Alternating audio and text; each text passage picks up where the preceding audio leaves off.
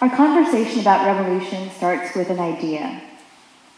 That idea is that real revolution starts with an idea, a big idea that catalyzes radical change.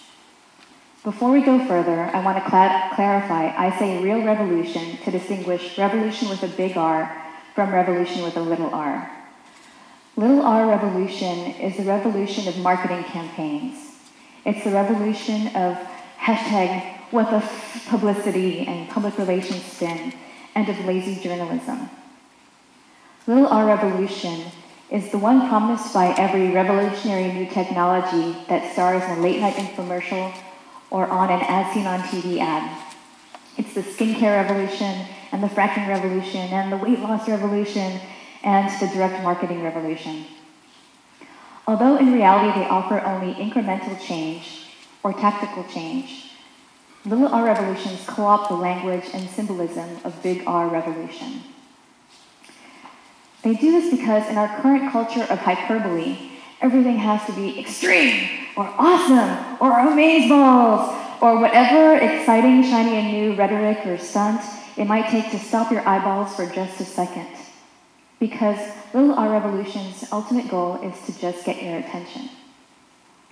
The problem with this is that when you call everything revolutionary, nothing is revolutionary. It dilutes the meaning of the word. It diminishes what is truly revolutionary and distracts you from truly transformational work. The words we use and how we use them matter. Calling something a revolution when it's not really a revolution is like calling yourself black when you're not really black. I'm thinking of Rachel Dolezal. If you haven't heard about her, until last week, Rachel worked as an African-American activist and led the Spokane chapter of the NAACP. She resigned from that role last week because after years of identifying herself as a black woman, Rachel's biological Caucasian parents came forward and announced that Rachel was actually white. What followed has been public disgrace and questioning of her work, her integrity, and her sanity.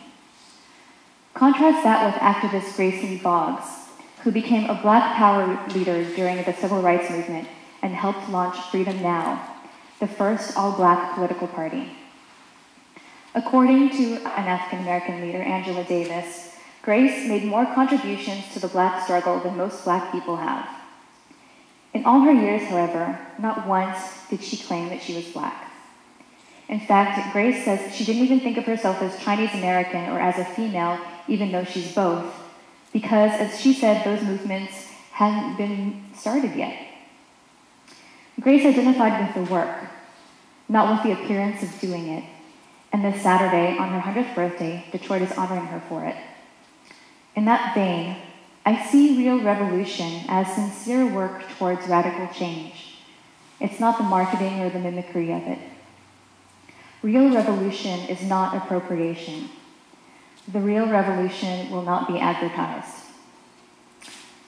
Grace Lee Boggs has said, to make a revolution, people must not only struggle against existing institutions, they must make a philosophical and spiritual leap and become more human beings.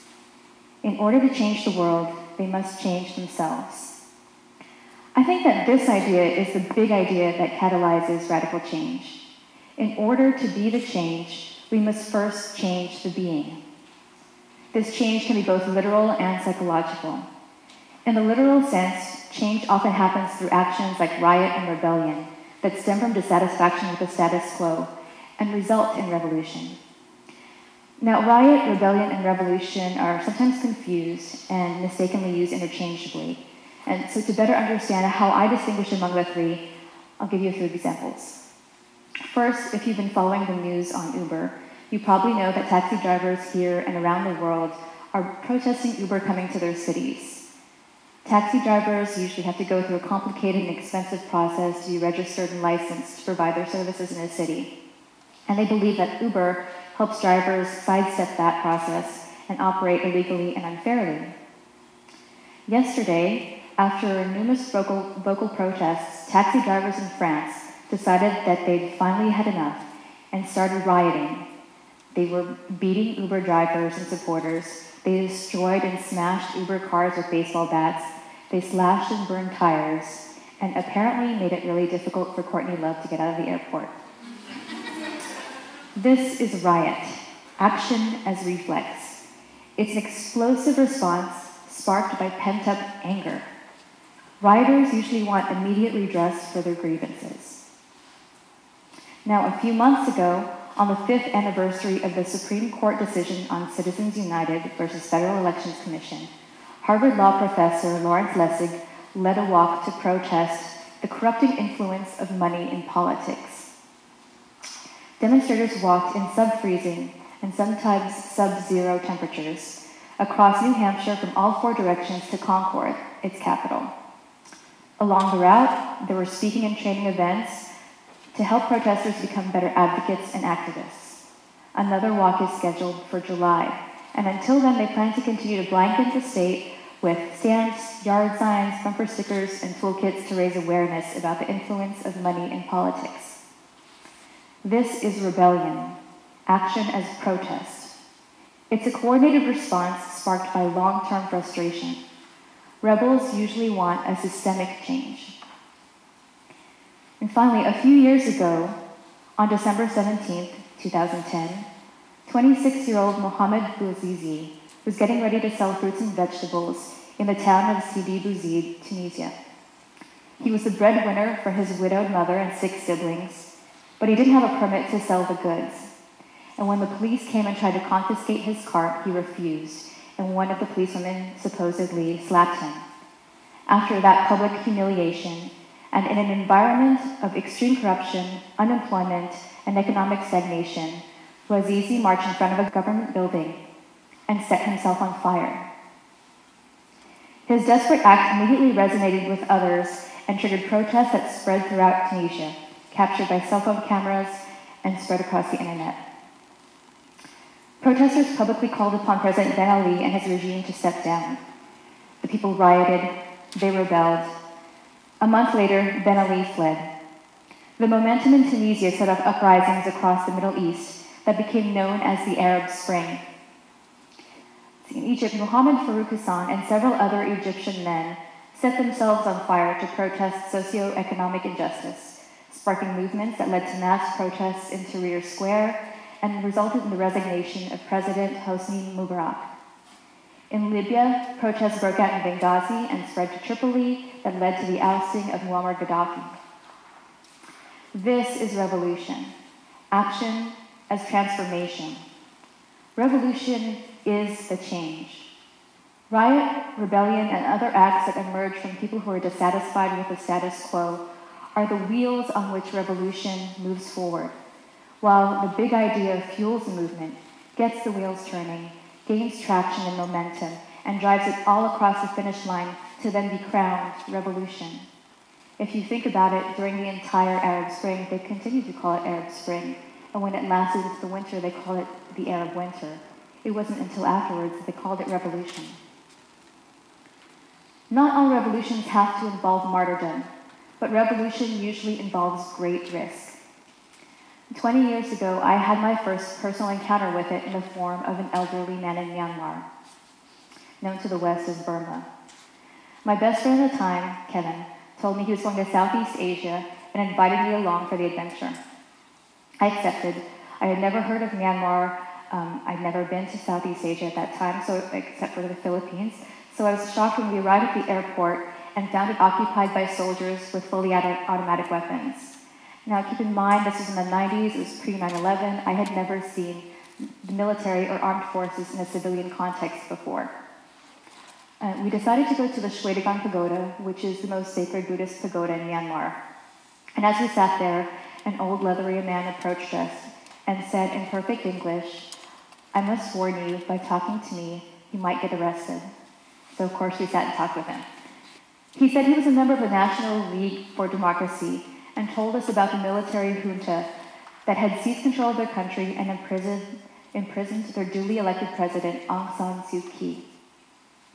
She'd been under house arrest in 1989. He asked us for any newspapers or magazines from the West, since the junta controlled their media and published only propaganda. He became our Sherpa and our friend, introducing us to the pyramids and pagodas of his country and the culture and struggles of his community. It was truly a transformational experience. Through him, I met some of the most economically poor, yet spiritually generous people I have ever known to this day.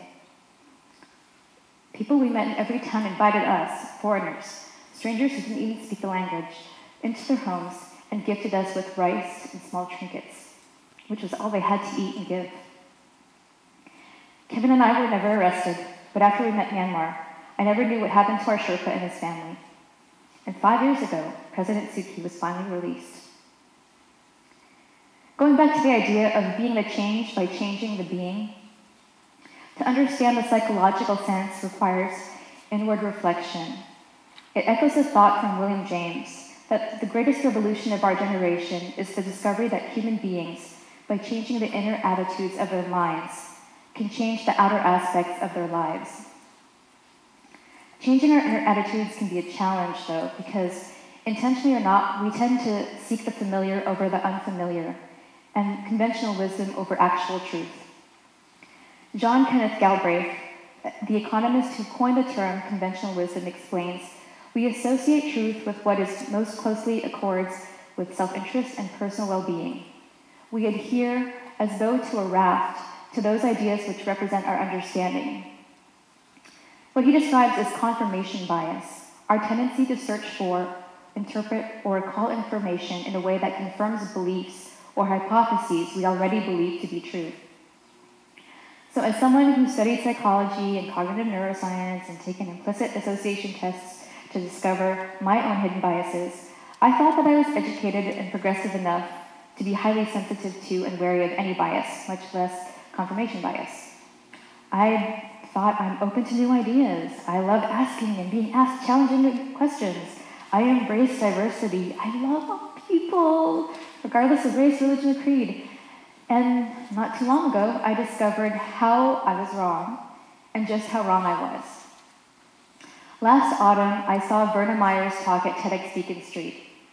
She was a diversity consultant who told a story about facing her hidden biases.